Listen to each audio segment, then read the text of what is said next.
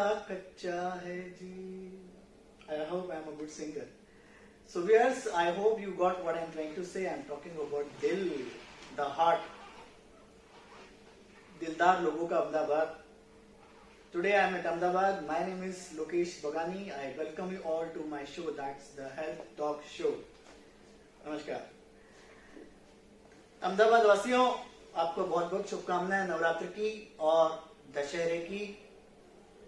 आज मैं आपके शहर आया हूं एक शो करने, the health talk show, KD hospital Ahmedabad में. और आज मेरे साथ हैं doctor Abhishek Rajpopat. Sir, we welcome you to our show. So, sir, we welcome you to my show, the Health Talk Show, and we thank you for your precious time today, for giving us time today.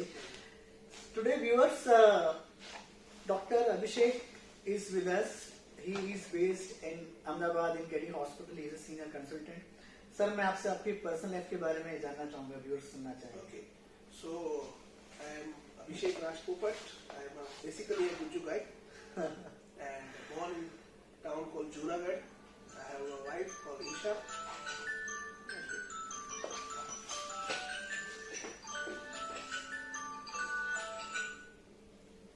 Name of my wife is Isha. She is a PhD. So she is also a doctor, but not a doctor.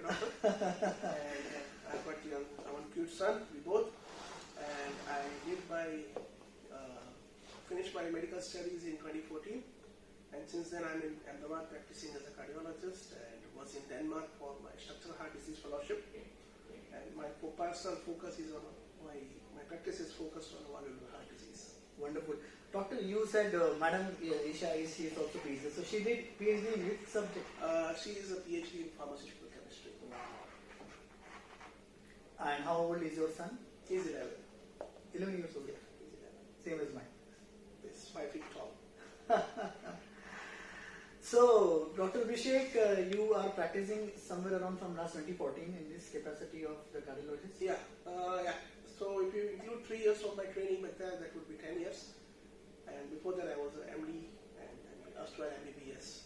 So you referred a word, just to interrupt you, you referred a word that is structural heart disease. Yeah.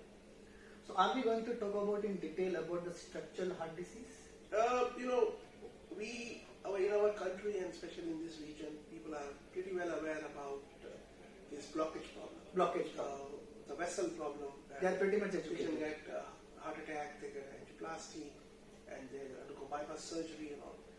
But the awareness and the level of knowledge required to the general population for this structural heart disease is not that prominent. People are sometimes feeling stigmatic about a couple of structural heart disease. Many structural heart diseases are ignored because there is a traditional issues or conventional orthodox. Yeah. Orthodoxy and predominantly our society is following the knee-jerk reflexes in terms of medical care is concerned. They will not be motivated enough to go ahead for any therapeutic procedures or any evaluation unless they are bothered by the disease. Okay, so you mean to say we only get to know and we only bother about the disease when it's beyond our control? Yeah, indeed, that's the problem. So, majority of the disease in the medical science is like a tip of the iceberg. Oh. Yeah. So what you see is only 10%, 90% is concealed. In many a medical condition, there is an asymptomatic period where the patient does not have a symptom but they have a problem. And that happens to be one of the very good time to intervene. Because at that time if you intervene, your results of the therapy are very good, risk involved in the therapy are very less, and they become cost effective also. But another point is, doctor, even asymptomatic patients will not be aware what kind of problem they have. Forget about those. Even symptomatic patients, those who have problems in breathing, walking, even going on 2 stairs, they are having breathlessness. They even don't bother. They feel it's a common thing to do. So asymptomatic is also okay, but even symptomatic patients are not sometimes bothered about this कि doctor के पास जाएंगे, test लिखेंगे, या खर्चा होगा, या ये होगा, वो होगा.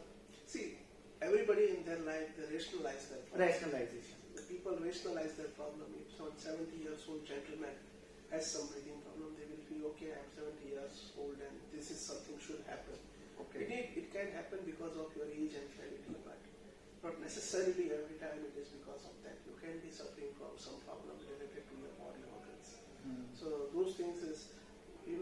thing is because of age is a diagnosis of exclusion.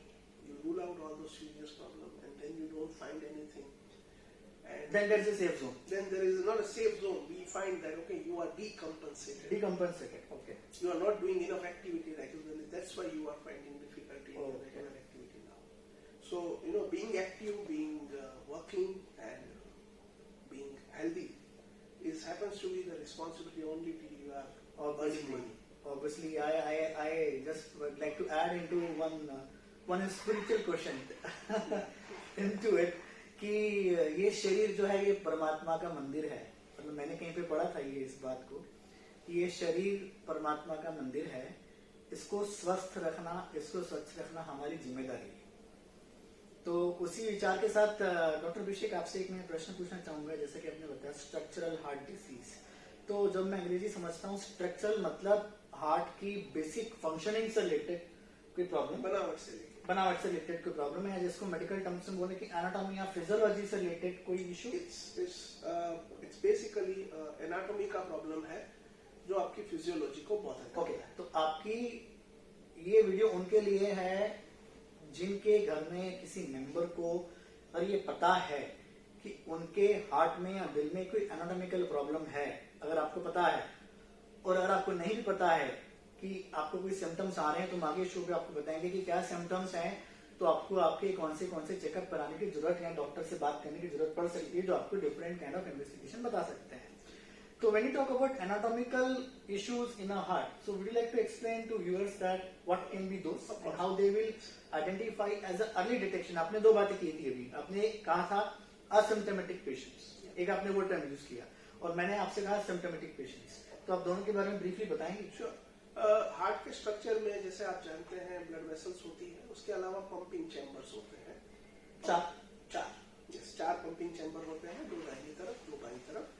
ऊपर के जो चैम्बर्स होते हैं दे आर लाइक कंटेनर्स, टंकी की तरह होते हैं जो बॉडी से फिल्टर्ड और अनफिल्टर्ड ब्लड को कलेक्ट करते हैं. राइट साइड में अनफिल्टर्ड ब्लड आता है, लेफ्ट साइड में फिल्टर हुआ ब्लड आता है. ओके, यू मीन टू से कि जो दोनों चारों चैम्बर्स हैं फिल्ट्रेशन होता है. Okay, they are like a reservoir.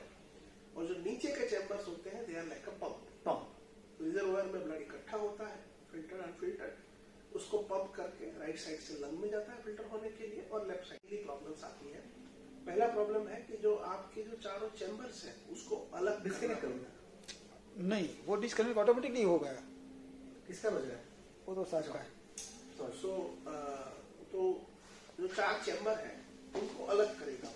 Nature will keep all this chamber separate. उसके लिए पार्टीशंस होते हैं. पार्टीशंस में कई बारी होल हो जाते हैं ना, पर्दे में होल बोलते हैं.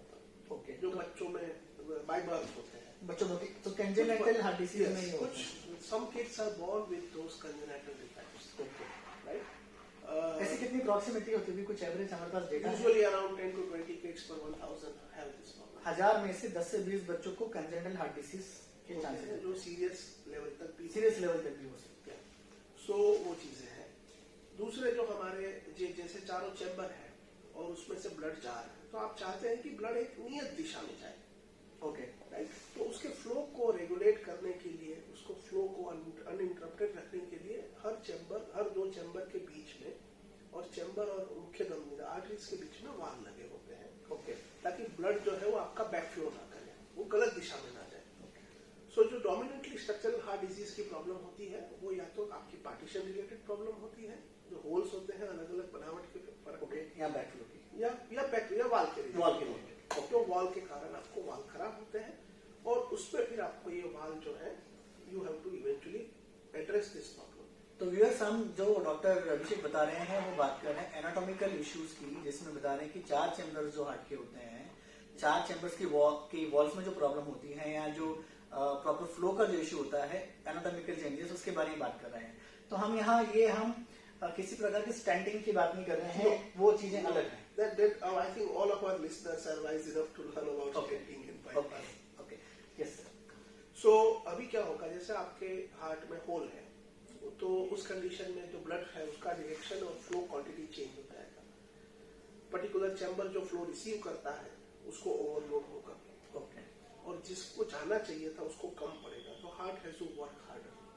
ओके, मतलब आपका पंपिंग हार्ट का बढ़ेगा, हार्ट पे प्रेशर बढ़ेगा. हाँ, हार्ट के ऊपर लोड बढ़ेगा. ओके, मान लीजिए कि आपको 2 लीटर पानी आगे भेजना है, 1 लीटर कहीं डाइवर्ट हो रहा है, तो आपको वो प्रोसेस 2 बारी करनी पड़ेगी, तो heart will be overloaded. So congenital heart disease का जो बहुत ही कॉमन सिम्टम्स होता है, जो बच्चों में होता है, कि वो फीड ही नहीं कर पाते। फीडिंग में भी वो ब्रेथलेस हो जाते हैं, उनको बीच बीच में मदर का फीड छोड़ना पड़ता है। थोड़े बड़े हो जाते हैं तो उनको खेलने में समस्या होती है। जो उनकी उम्र के बच्चे जिस प्रकार का एक्टिविटी लेवल अचीव कर पाते हैं, वो बच्चे उन एक्टिविटी लेवल पे फटीग हो जाते हैं, थकावट फूल होती है, सांस फूलती है। ऐसे कितनी एज पे हो जाता है शुरू, मतलब जब वो जब भी बच्चा खेलना शुरू करेगा 3, 4, 5 साल में, जब भी whenever you allow the kids to go outside. So congenital heart disease, they are dominantly, उसमें जो बहुत ही कॉम्प्लेक्स डिजीज होते हैं, जिसमें कई सारी बनावटों के वेरिएशंस आते हैं, उसमें तो surgery remains to be the only option. पर जो सिंपल congenital heart disease है, कोई एक पर्दे में आइसोलेटेड छेद है, तो ऐसे ऑलमोस्ट 60-70% बच्चों को without surgery by interventional procedure के द्वारा डिवाइस क्लोजर से हम उसको ठीक कर सकते हैं। तो एंड सेकेंड थिंग के एक बहुत बड़ा स्टिग्मा जो वेरी करता है, even to not extend amongst those medical practitioners, कि भाई पहले 1 साल तक छेद अपने आप बंद हो जाते हैं। तो we agree with the idea कि at the time of birth बहुत सारे बच्चों को छोटे छोटे छेद होते हैं, तो वो छेदों को कई बार as a counselling the patients and family को बोलते हैं कि ये छेद अपने आप बंद हो जाएगा। But ultimately we request everybody कि अगर आपको कोई ऐसा छेद रहा है, तो प्लीज बच्चा जब 6 महीने का 1 साल का हो जाए तो उसको कंफर्म करवाइए। अच्छा, प्री वेरीफाई करवाइए, कोई डायग्नोस्टिक्स जो भी होते हैं डॉक्टर जो लिखते हैं वो करवाने चाहिए। और कई बार हमें पढ़े लिखे फैमिलीज, एफ्लुएंट फैमिलीज के भी किड्स कम अक्रॉस, जिनको मेडिकल प्रॉब्लम थी, either they were not examined or they were told that there is a problem, but they were never asked to revisit that problem again. So is it stigma? I think this is more of stigma. Of course, देखिए बच्चे और negligence होना वो family के लिए, specially हमारी Indian community में बड़ा समस्या है, बिकॉज उनको लगता है कि भाई आगे जाके इसकी एक्टिव लाइफ में प्रॉब्लम होगा, आगे जाके इसकी मैरिज लाइफ में प्रॉब्लम होगा। हमारा देश ऐसा है कि कोई बच्ची को छोटा सा छेद होगा तो उसको लड़का नहीं मिलेगा, जब शराब पीने वाला और तंबाकू का प्रयोग खाने वाला लड़का उसको रिजेक्ट करके जाएगा। सो मैं श्रोतागणों को यही एक संदेश देना चाहता हूँ कि आप हर कंजेनिटल हार्ट डिजीज को एक नजर से ना देखें। Majority of congenital heart disease ऐसे होते हैं जो बहुत ही सिंपल प्रोसीजर्स और बहुत ही सिंपल सर्जरीज के द्वारा वो लगभग क्योर हो जाते हैं। उनकी आने वाले जीवन में या फिर उनकी आगे की कोई भी जिंदगी का जो दौर है, पढ़ाई से लेके खेलना कूदना, मैरिड लाइफ, उसमें उसका कोई नेगेटिव इम्पैक्ट नहीं आता है। नेगेटिव इम्पैक्ट तब आएगा जब आप आइसबर्ग की टिप पे पहुंच जाओगे। I would not name a person, but there was a one famous Bollywood actress, and she was so popular, and she had a congenital heart disease, and by the time that question was addressed to her, she was already become irreparable and she died. Oh, मतलब as के साथ ही सही आपको सही इलाज लेना है, क्योंकि जैसा कि डॉक्टर अभिषेक बता रहे हैं कि एक एज के बाद, एक टाइम के बाद टिप ऑफ द आइसबर्ग जैसा मामला हो जाता है। काफी चीजें हमारे हाथ से छूटती हैं, चाहे वो कार्डियोलॉजी हो, चाहे कोई भी अदर स्पेशलिटी या जीवन की कोई भी मेडिकल प्रॉब्लम। यूनिवर्सल फंड है। Madhubala was one example of that. Now you have money, you have resources, you can't do anything. You can't do anything. You have to take the action well in time. That's very necessary. And doctor, what are the common symptoms if we skip, say for example, pediatric cardiology for some time and we say the adult cardiology, बड़े उम्र दराज लोगों, उम्र के लोगों में जो valve की प्रॉब्लम्स होती हैं, क्या वो बचपन से हो जाती हैं और बाद में मालूम पड़ती हैं 18-19-20 साल की उम्र में, या वो बाद में डेवलप हो जाती हैं? और डेवलप होती हैं तो किस रीजन से हो जाती हैं, सिम्टम्स क्या होते हैं? Now we are going into the very broad question. पहली बात कि वाल्वुलर हार्ट डिजीज बहुत रेयरली कंजेनिटल भी होते हैं। ओके। इंडिया की जो डेमोग्राफिक चेंज हुआ है, तो जब हम एमबीबीएस करते थे तो एक गठियावाद जिसको बोलते हैं rheumatic fever, that was a very common thing happening because India was a dominantly rural country at that time. So कई सारे बच्चों को वो वहाँ होता था जो हार्ट के वॉल्स को अफेक्ट करता था और उनके हार्ट के वाल कमजोर पड़ जाते थे। उस टाइम की जो वाल्वुलर हार्ट डिजीज की बीमारियां हैं वो यंग पॉपुलेशन में होती थी, कि भाई कोई बच्चा 25, 30, 40, 50 साल की पॉपुलेशन में है, तो वो एक रूमेटिक हार्ट डिजीज का दौर अलग था। कंजेनिटल तो वही रहेगा, वो तो कुदरत की बनावट का फर्क है। अभी जैसे ही India is becoming more of a rapidly developing nation and हमारा लाइफस्टाइल सुधर रहा है, हमारी सैनिटेशन लेवल सुधर रहे हैं, हम अर्बनाइज हो रहे हैं, और जैसे ही मेडिकल फील्ड प्रोग्रेस कर रहा है तो हमारी लॉन्जेविटी बढ़ती जा रही है। ट्रू। जैसे eight the time of independence life expectancy at birth in our Indian population was 37 years.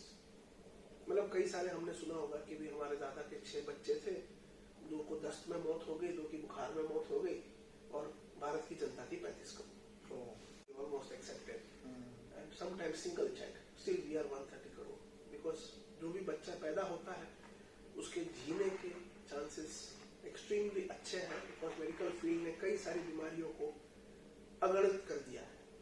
20-30 साल पहले आप सुनते होंगे किसी की मलेरिया में मृत्यु हो गई, आज आपको वो सब चीजें बहुत कम सुनने को मिलती हैं। तो अब जो दौर आ रहा है वाल्वुलर हार्ट डिजीज का, ये वो दौर है जहां पे आपकी एजिंग के कारण आपका वॉल खराब हो रहा है, आपकी उम्र हो गई है, अब वो wall because of wear and tear खराब हुआ। तो ये जो अभी जो अपकमिंग प्रॉब्लम्स आ रही है वो मेनली हार्ट में 2 प्रॉब्लम है। एक है वाल का, जो हार्ट के 4 वॉल्स होते हैं, पल्मोनरी वाल, ट्राइकस्पिड वाल, माइट्रल वाल एंड एओर्टिक वाल। उसमें जो 4 चैम्बर्स के अपने 4 चैम्बर्स के अलग अलग वाल होते हैं, उसमें जो मेन अभी जो रैपिडली इंक्रीजिंग नंबर है वो है एओर्टिक वाल के स्टेनोसिस होने का। वो एओर्टिक वाल जो है वो मुख्य चैम्बर से बाहर निकलते हुए मुख्य धमनी के बीच में होता है। एओर्टिक स्टेनोसिस उम्र के साथ बढ़ता है। What is stenosis? स्टेनोसिस मतलब आपका वाल सिकुड़ गया। वॉल सिकुड़ गया। सिकुड़ गया मतलब क्या हुआ कि अभी जो 4 सेंटीमीटर का वाल था वो 1 सेंटीमीटर से भी कम रह गया है। तो उस परिस्थिति में जो चैम्बर है उसको उसमें से ब्लड को पंप करने में ज्यादा एफर्ट लगेगा, it will be overloaded. The other disease of वाल इसको रिगर्जिटेशन, कि वो लीक करना, कि वो ब्लड को नियत दिशा में आगे भेजने की जगह ब्लड बैक फ्लो करता है। तो aortic stenosis is a major problem and उसकी इंटेंसिटी इतनी है कि 80 इयर्स के ऊपर के लगभग 10 में से 1 पेशेंट में एओर्टिक स्टेनोसिस होता है, और 70 to 80 के लगभग 3% लोगों में एओर्टिक स्टेनोसिस होता है। So now in aortic stenosis पे चैलेंज अलग है, रूमेटिक का चैलेंज अलग था। रूमेटिक में आप एक यंग बंदे का वाल चेंज कर रहे हो जिसको उस आर्टिफिशियल वॉल के साथ अपनी जिंदगी गुजारनी है, पर उसमें सर्जरी करना मुश्किल नहीं है क्योंकि पेशेंट ऐसा यंग है। उसमें प्रॉब्लम सर्जरी के बाद की कैसे जिए, that is a problem. But अभी आप 80 इयर्स, 70 इयर्स, 65 इयर्स में अगर आपकी वाल की प्रॉब्लम होती है तो प्रॉब्लम यह है कि ये बंदा, ये पेशेंट सर्जरी में कैसे थ्रू होगा। एसोसिएटेड कोमॉर्बिडिटीज होंगी, एसोसिएटेड को बीमारियां होंगी, लाइफस्टाइल इश्यूज होंगे, और फैमिली के भी कंसर्न्स होंगे, क्योंकि सर बता रहे जैसे 70 इयर्स, तो ऑब्वियसली 70 इयर्स की age is an mature age, right? तो family concerns, traditional thought process, वो भी काफी सारे माइंड में आते हैं। How about younger population of 30, 40, 50 years people? जैसे 30, 40, 50 अभी भी कुछ गांव के लोग आते हैं जिनको बचपन में रोमेटिक फीवर हुआ है, अगर उनके वाल खराब होते हैं तो अगर रोमेटिक फीवर के कारण हुआ है तो मेजोरिटी ऑफ टाइम उस वाल को आपको रिप्लेस करना पड़ता है, नया आर्टिफिशियल वाल डालना पड़ता है। कुछ कंजेनाइटली वीकन वाल होते हैं जिनको हम सर्जिकली रिपेयर कर सकते हैं, उसका बहुत बड़ा इम्पैक्ट होता है आपके आने वाली लाइफ में, बिकॉज एक में आपने अपना नेचुरल वाल को प्रिजर्व किया है, तो ज्यादा आपको नई दवाइयां, नई माइल्यू नहीं बनाना है। पर अगर आपने मेटेलिक वाल डाला है तो इन पेशेंट्स को कंटिन्यूअसली ब्लड थिनिंग मेडिकेशंस पे रहना पड़ता है, क्योंकि वो आर्टिफिशियल चीज है। ब्लड थिनिंग मेडिकेशंस आपकी बंद हो जाती है तो कई बार वाल में क्लॉट बन जाता है, कई बार वो क्लॉट निकल के ब्रेन में जाता है तो स्ट्रोक का रिस्क रहता है, कई बार वो जो क्लॉट बनता है वो वाल को पूरा डिसफंक्शनल कर देता है, पेशेंट सीरियस हो जाता है।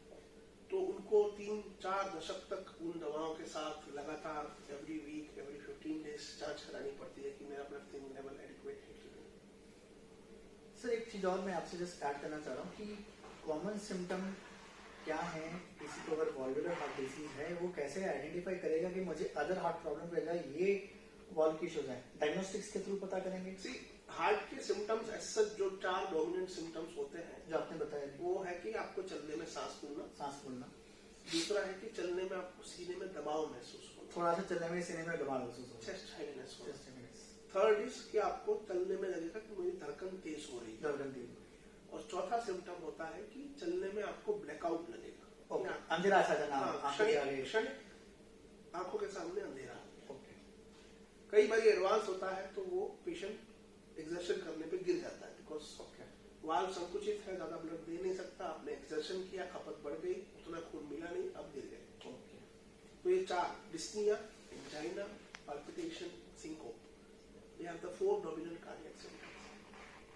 As such, बिना पेशेंट को एग्जामिन किए उनके लिए ये समझ पाना बड़ा मुश्किल है कि मेरा ये प्रॉब्लम कौन सी तरीके की प्रॉब्लम है। मतलब मैं ए कैटेगरी हार्ट डिसीज में हूँ या वल्वुलर हार्ट डिसीज में हूँ, किस में हूँ, उसके लिए उनको कार्डियोलॉजिस्ट को उसके लिए आपको कार्डियोलॉजिस्ट को संपर्क करना है। तो मेरे श्रोतागणों से मेरी रिक्वेस्ट है कि अगर आपको कभी भी इन चारों में से कोई भी लक्षण आता है तो अपने कार्डियोलॉजिस्ट का संपर्क करें। आप अपना ईसीजी और इकोकार्डियोग्राम करवाएं और उसी से हमको मेजोरिटी पेशेंट्स की बीमारी का पूरा जायजा मिल जाता है, हमको इन्फॉर्मेशन मिल जाती है कि ये पेशेंट को ये प्रॉब्लम है and this is the likely outcome. Okay. So after the understanding and some diagnostics, when we arrive at a conclusion that this is related to the valvular heart disease, right? And you counsel the patient that this is the scenario, they have to accept ये ऐसी कोई बीमारी मेरे को है जिसके साथ मुझे जीना है, Yes.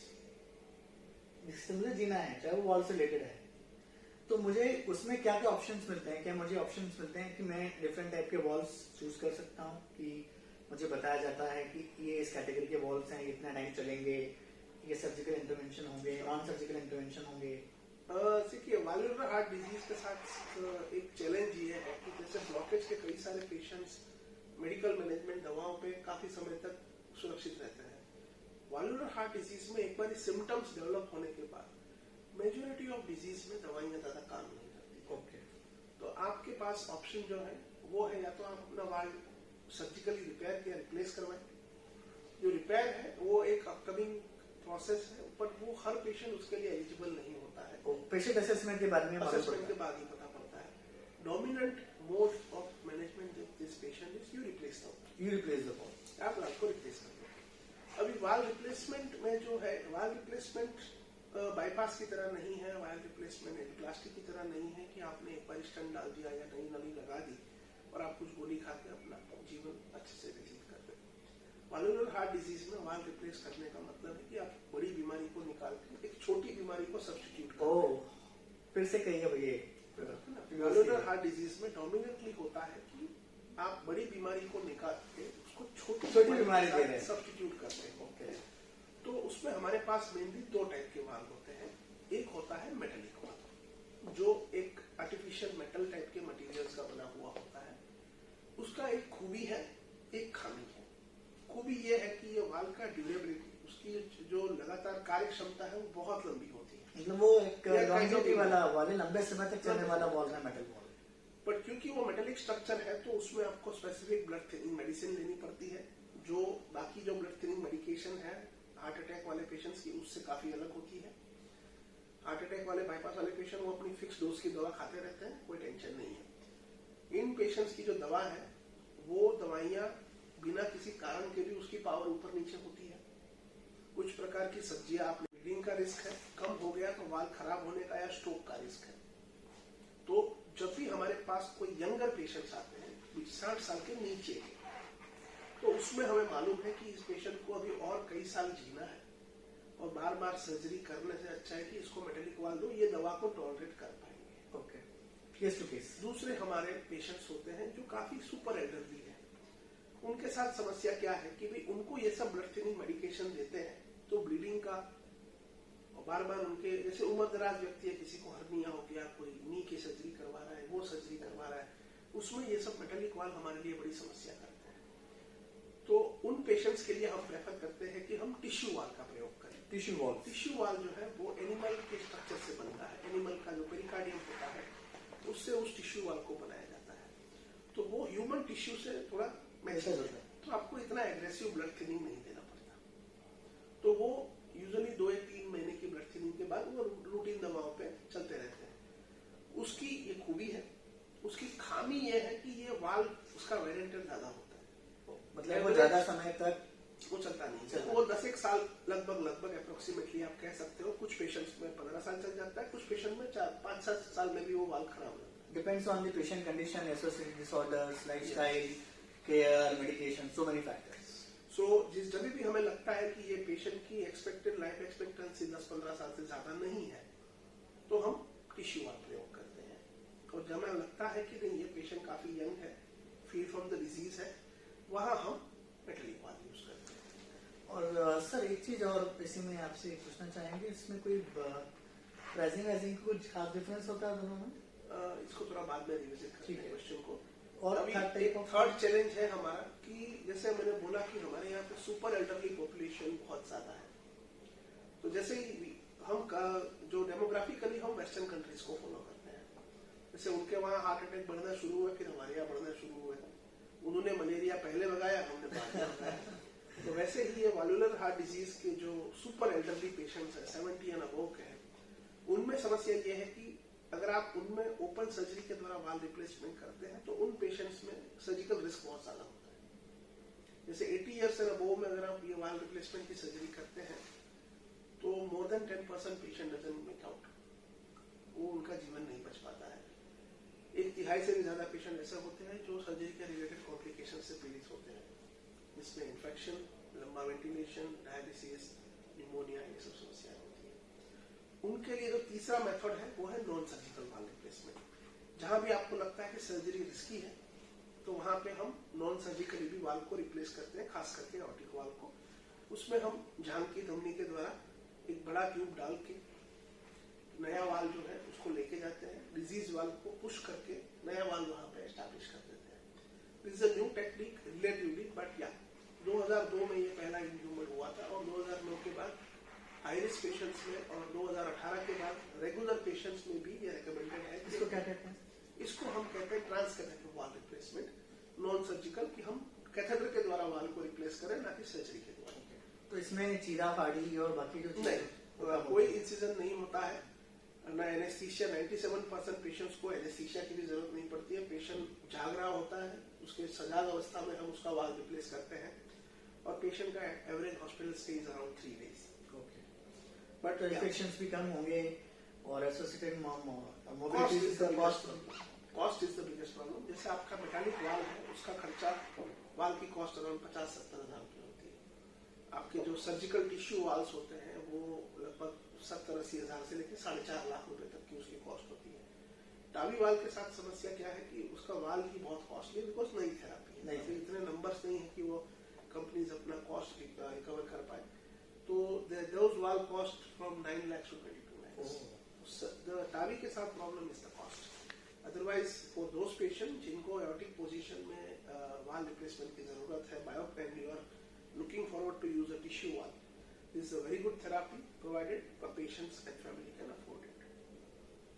So TAVI is a advanced version of this Of course. therapy. बाकी एओर्टिक के अलावा माइट्रल एंड ट्राइकस्पिड के लिए भी नए वाल्स इंट्रोड्यूस हो रहे हैं, पर अनफॉर्चुनेटली अभी तक वो इंडिया में अवेलेबल नहीं है। अभी तक नहीं है। Yes, with the kind of technology moving ahead, हम ये अपेक्षा रख सकते हैं कि अगले 10 से 15 साल में मेजोरिटी वाल्स को हम बिना सर्जरी के रिप्लेस कर सकेंगे। तो सर आपकी प्रैक्टिस जो आप यहाँ कर रहे हैं, तो आप मोस्टली किस तरीके के पेशेंट्स यहाँ पे ऑप्ट कर रहे हैं, किस तरीके के वाल्स ऑप्ट कर रहे हैं जो आप यहाँ कर रहे हैं? सी, जो पेशेंट्स का ऑप्ट करने का जो मेथड्स है, that is mainly dominated by there financial factors. True. But the brighter part is that the Indian valves available for this particular things are having very good results. They are more easy to use as compared to even in some aspect as compared to the Western counterpart.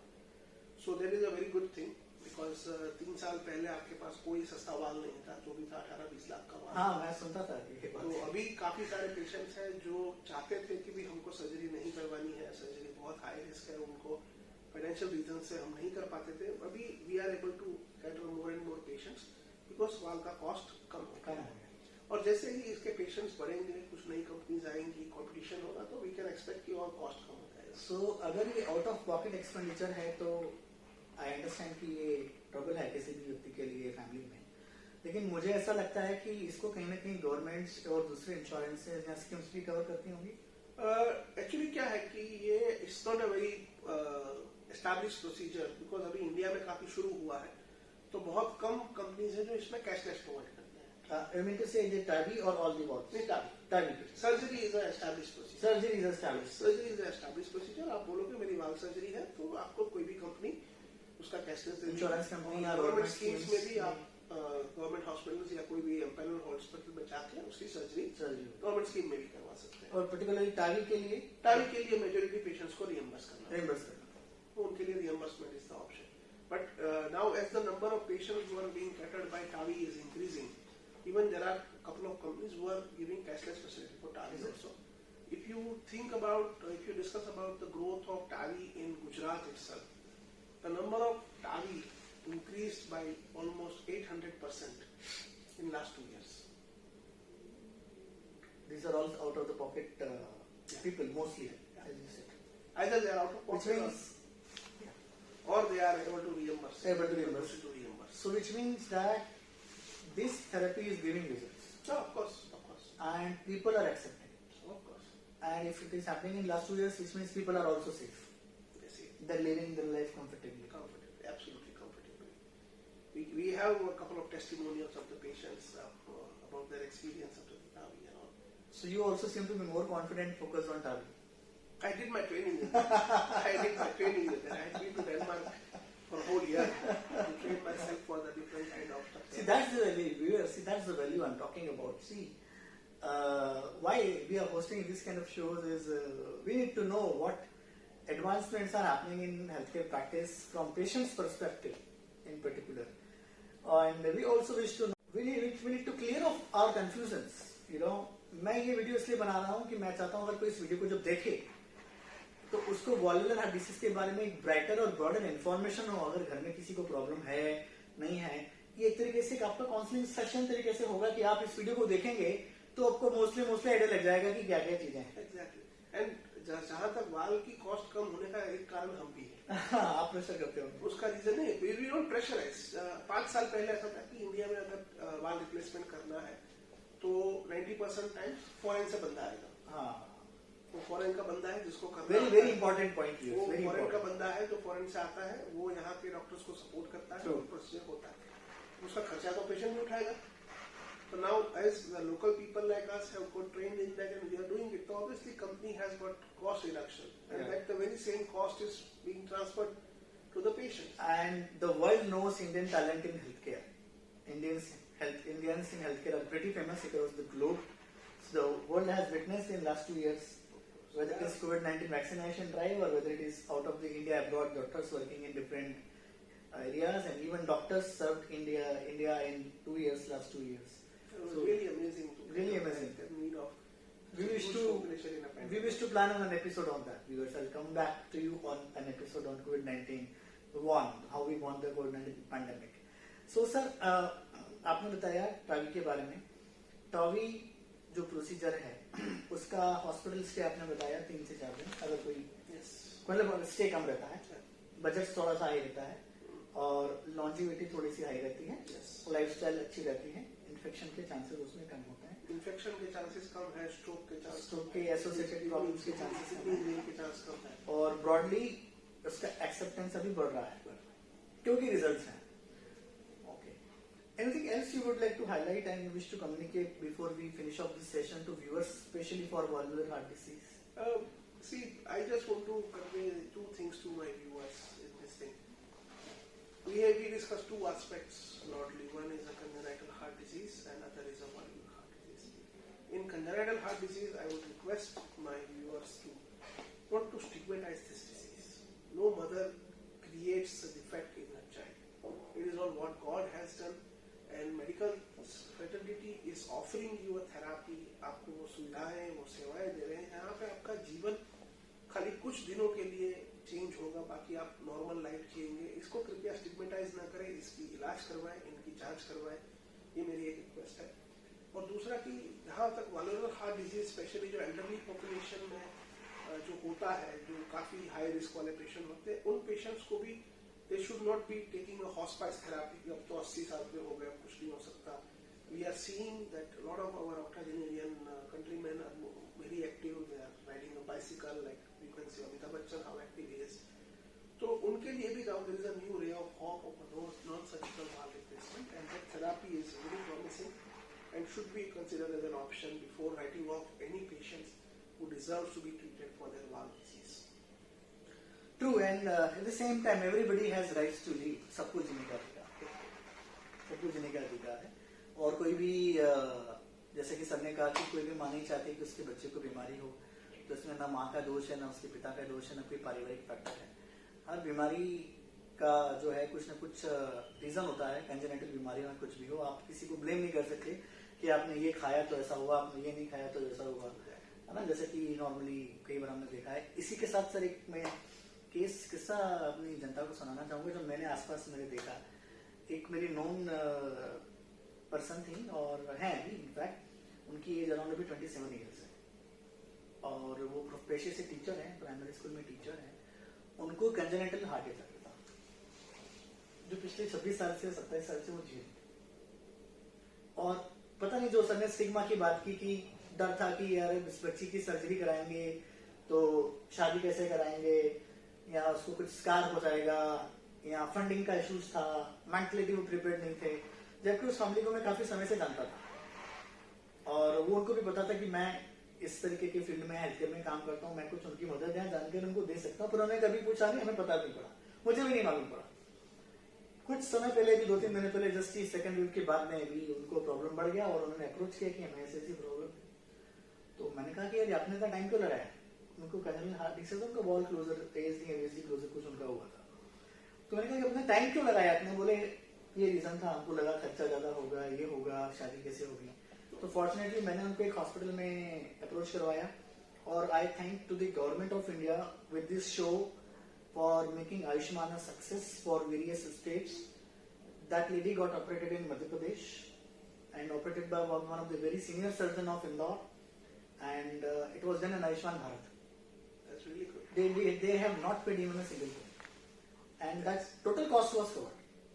And that lady now after 2 months is fully mobile, fully fine, and now she is gaining weight also. She is looking खूबसूरत भी लग रही है पहले से ज्यादा, कि उसके चेहरे पे बबलीनेस आ गई, चेहरा खिल गया. वो जो आप बताती कि फंक्शन बॉडी में प्रॉपर चलेंगे तो आप यू आर वर्किंग ओवरलोडेड, है ना.